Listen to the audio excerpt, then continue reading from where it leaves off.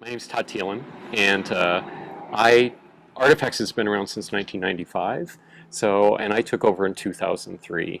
So when it first started out, it started off as more kind of handmade furniture and art and things like that. And the former owner, Mark, was really into antiques and things, so they would intersperse it. Well, it kind of evolved all the way up into pretty much just, vintage and antique items. So when I first started, pretty much I would go to auctions, I'd go to sales, things like that. A few people would bring things to me. I had a few consigners, maybe 20, 30 people at the time. Now it has shifted completely in the opposite direction. So we have 1,500 to 2,000 consigners that bring us stuff. So I don't have to go out looking anymore. So it just comes in all day long and we price it and sell it, and it's a 50-50 split, and we mail it off to the consigners when it's sold. Between me and my staff, we can pretty much figure out the value of some things. Now, if it's really specialty items, then I have a big long list of friends or people that I can call who specialize in certain things. For instance, rugs or certain kinds of art or ethnographic things. So that kind of stuff, then I get help for it. But otherwise, I mean, the internet's out there, we can research everything. So, and when we research and price things, we want the items to sell. Online, people will price things crazy. I mean, they can ask whatever they want for it, doesn't mean they're going to get it. So we price our things so they can move. I really try to offer people a fair price. I mean, we need to make money here. So we try to double our money on everything. If I'm buying personally, then I pay more for it because I'm a collector too, and almost all antique dealers are collectors. So, if there's a great piece of pottery that I want from my collection, I'm going to pay them what it's worth. So, but other than that, no, I'm totally about karma. I don't want anyone being upset with what I've paid for things. So, you make mistakes and you learn from them, and you just let them go. So, and I think one of the biggest ones, and I don't, even today, I'm not sure I would recognize it. There was a little glass finial that goes on top of a lamp, and it just holds the shade on. Just really generic.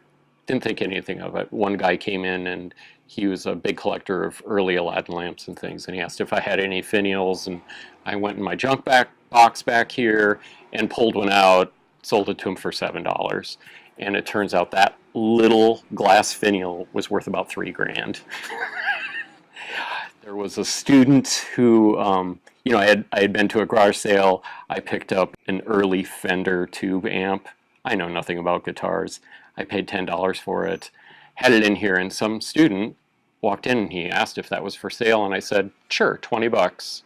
Well, that also turned out to be worth probably $1,000. But you know what? There's a student out there who's tickled to death. I made money. They're happy. We're both happy. So yeah, you just let the mistakes go. It's not a big deal. It's just learning. So yeah. The trends in antiques, it ebbs and flows, goes up and down. Right now, the people that are cleaning out their homes are in their 70s and 80s, and they have sets of dishes, glassware, kind of traditional antiques, Victorian furniture, and nobody wants that stuff anymore. Hummels and precious moments. No, anything that was ever considered a collectible and marketed as a collectible is not a collectible. No one cares. Yeah, so people have hoarded this stuff, or they've inherited, I don't know how many generations of dishes and flatware and silver plate and things like that, and no one wants it. The 80s is all new and fascinating, so I have to change what I consider a collectible or vintage.